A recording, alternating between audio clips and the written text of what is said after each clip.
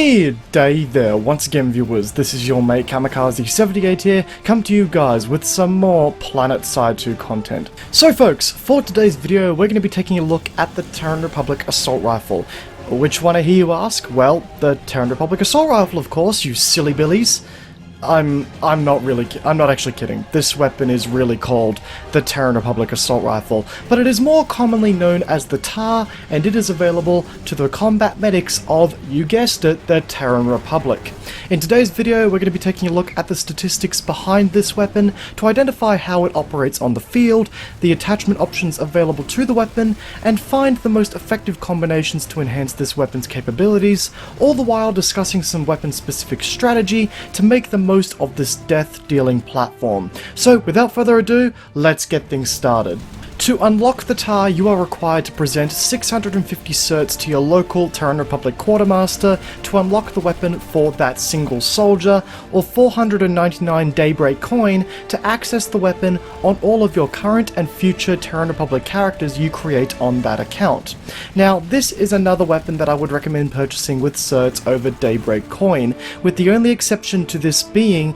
that you really want this rifle and you are saving your certs for an upgrade that can only be bought with certs, or if you play a lot of Terran Republic characters across multiple servers in which you want to use the TAR on. The weapon comes with a fairly mediocre maximum damage of 143 at 10 meters, dropping all the way off to a lackluster 112 at the 60 meter mark. The 143 maximum damage profile is fairly common amongst TR assault rifles, with only 2 in the arsenal differing from this maximum damage profile. However, the stinger with this damage per round profile is the fact that it drops a total of 2 tiers of damage to reach its minimum damage profile, making this assault rifle one of the 2 in the TR arsenal that follows this behavior. This in turn is going to require you to land a total of 7 shots within 10 meters to score a kill, 8 shots within the 10 meter to 40 meter range to score a kill, and 9 shots anywhere beyond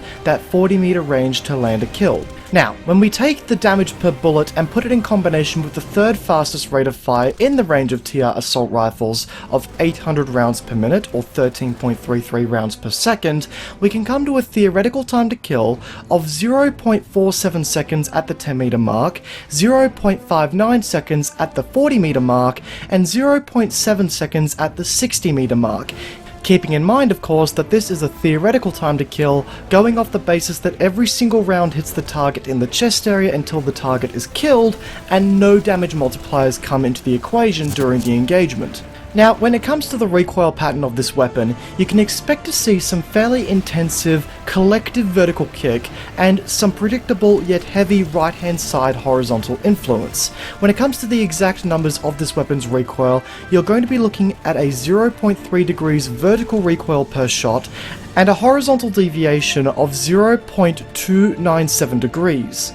When the first shot multiplier of 3 times comes into play, we reach an effective vertical recoil of 0.9 degrees every time you initiate a burst with this rifle. This weapon also comes with a predetermined recoil angle of 17 degrees minimum to 20 degrees maximum to the right hand side.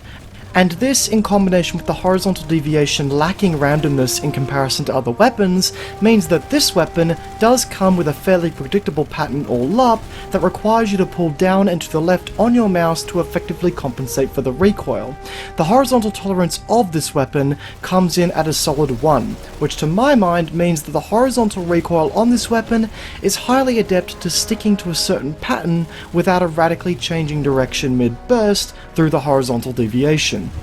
As for the rest of the stats, this weapon comes with the typical Terran Republic magazine size of 40 rounds, with 200 rounds in the reserves, and a corresponding short reload time of 2.97 seconds, and an absolutely brutal long reload time of 4.11 seconds. The weapon also comes with a muzzle velocity of 570 meters per second. So at this point you may be wondering, what's so special about this gun? What's its redeeming factor? It all sounds a bit average at this stage. Well, It comes with an aiming down sight movement multiplier of 0.75 times and is the only assault rifle in the Terran Republic arsenal that comes with this feature, and it also comes with the most accurate hip-fire statistics out of all the Terran Republic assault rifles. Now, in the interest of time, I'm not going to go reading through all of the statistics that relate to the hip-fire of this weapon, but you can see them all listed on the right-hand side of your screen if you are interested in reading up on them, and I would recommend pausing the video if you're a bit of a slow reader in that regard.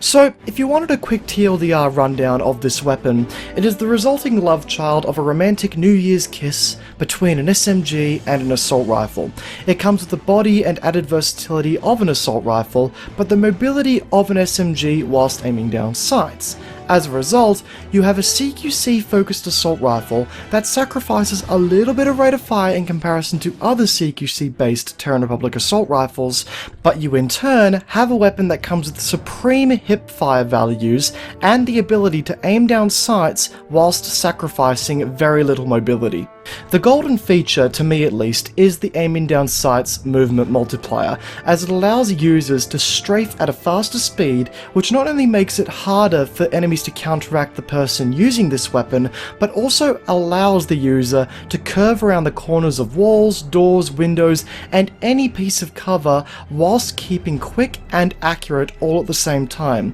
Two things that are superbly important in a close quarters combat environment. Now, that's not to say that you can't use this weapon with hipfire. In fact, the hipfire on this assault rifle sets itself to be the most accurate of all Terran Republic assault rifles, but the benefit of gaining the all-important accuracy to score those crucial headshots is well worth the sacrifice of only 25% of your movement speed. In short, this weapon doesn't match the rate of fire of some of the other weapons in the TR arsenal, but makes up for it in the form of speed and accuracy both in hipfire and in aiming down sights. Now, just because this weapon is so CQC orientated, it doesn't mean that you can't go engaging things out to a medium range. Thanks to this weapon's fairly predictable and controllable recoil pattern that we have looked at earlier, it is possible to keep the reticule on target and at least score some damage on targets out at a medium distance. Despite the predictable recoil pattern, however, don't go about blasting this weapon full auto at extended ranges, as the weapon's collective recoil will add up to throw you off of target. Considering that we are dealing with a 0.3 degrees vertical kick per shot in combination with a very fast rate of fire of 800 rounds per minute, the intensity of the weapon's recoil will begin to build up and throw you off of target undoubtedly if you don't exercise the correct trigger discipline. So with that in mind, anywhere beyond 3 round bursts at medium range will begin to push it. However, if there is one thing that lets this weapon down at ranged engagements, it is the damage potential at that range. With the damage per bullet increasing to an 8-shot kill at only 40 meters, you will be hard pressed to come out on top of a 1v1 engagement at that range unless the person you are going against is also using a CQC orientated weapon. So if you do plan on engaging targets out at that range, be sure to have control of your weapon's recoil to land the required amount of hits on target quickly. And just to add on this, if you find yourself engaging a target in a 1v1 format at medium range, start by aiming your reticule in the chest area and let the 0.9 degree vertical kick of the first shot multiplier push the weapon up into the head area, and then follow through with 2 subsequent headshots to land maximum damage. Starting in the head region with this weapon at medium range will never end well for you, just simply once again thanks to that 0.9 degree vertical kick on the first shot of every burst. Something else that I feel is very important to keep in mind with this weapon is not to get too cocky with the fact that this is a CQC centric weapon by overextending yourself with that long ass reload time in play. Getting yourself stuck in a situation where you are caught reloading with your pants down is quite possibly the most punishing thing about this weapon, and with that in mind, you have to do everything in your power to avoid that long reload time. And with that, keeping to 2 to 3 kills per magazine when in close quarters combat will help to keep you out of strife that is this long reload time. And if you ever happen to find yourself with a little bit of downtime between engagements where you can potentially reload, do it, because that will most likely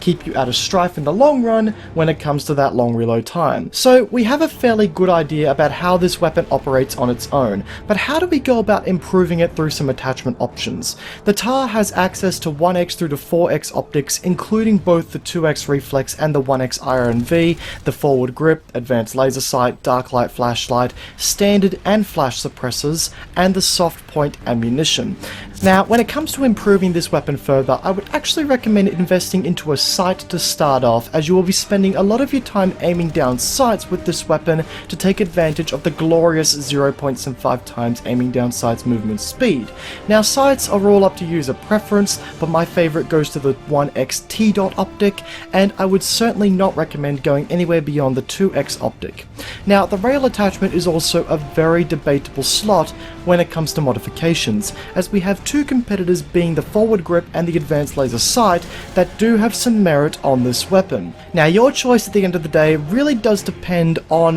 whether you find yourself hip firing or aiming down sights more with this weapon, but to me the hip fire on this weapon is already proficient enough to the point where spending 200 certs on an advanced laser sight simply doesn't come with enough value backing the price tag. Sure, it does tighten the hip fire up a bit, but is it enough to merit a 200 certs investment? I'm not too sure about that, which is why I have committed to the forward grip to better improve the accuracy while aiming down sights, which I found myself to be doing a lot with this weapon, and it also helps to stretch the weapon's effective range out just a tad to add a little bit more versatility in the battlefield. The slower change time between gear items by equipping a forward grip is a pain admittingly, especially as a combat medic where you are constantly going to be changing between your medical applicator and your assault rifle, but is something that I did learn to deal with in the long run. And of course, taking the soft point ammunition is without question, as it helps to push your maximum damage output beyond the 10-meter mark, which is very, very handy for an assault rifle.